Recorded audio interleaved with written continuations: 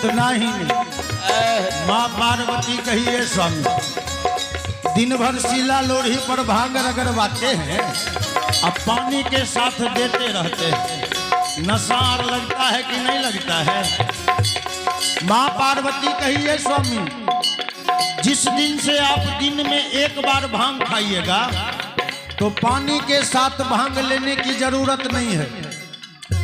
भोला बाबा कहे भांग पानी के साथ नहीं लेंगे तब क्या चीज के साथ? माँ पार्वती कहे कि जिस दिन से आप एक बार खाइएगा तो आपको गाय के ठंडा दूध में भांग मिला के दूंगी जो सेहत पर कोई खराबी नहीं करेगा। क्या कहती है? ठंडा ये दूध में भंगिया मिलाइब, ढेर नहीं एक बेर रोज पिलाइब।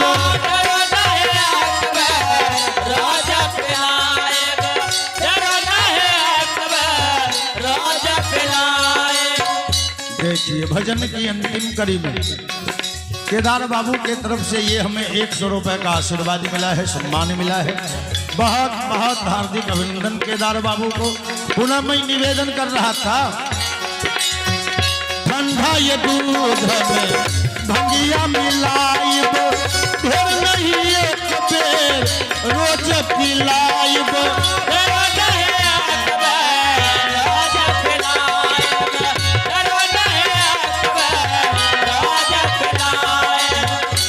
सेहत बिगड़े ना पायो,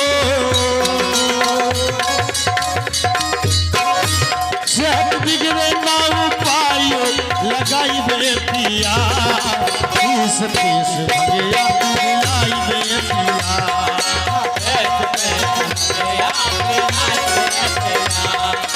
पीस पीस भंगिया पिलाई बे पिया।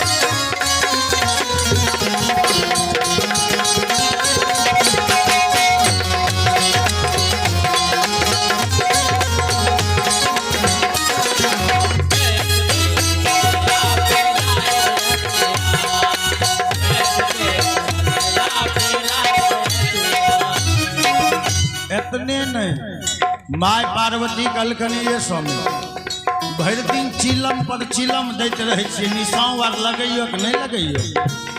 ए स्वामी जय दिन से अहाँ 2 फूक गांजा पीबै ने अहाँ खातिर मलाई काट के रखब आ मलाई छिला के जुआन बनाई दे। की कहै छथिन?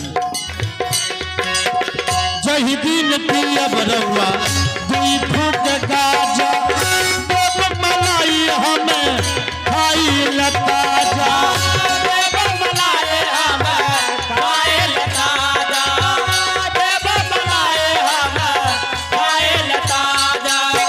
जही दिन पियब रउआ 2 फूक गाजा, देव मलाई हमें खाई लताजा।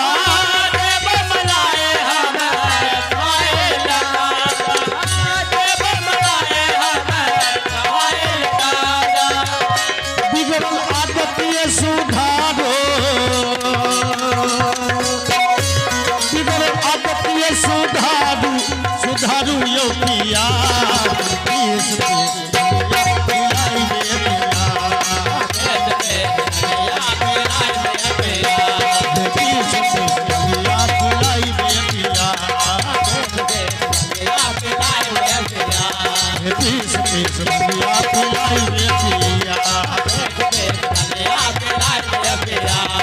पीस पीस भंगिया पिलाई बे पिया।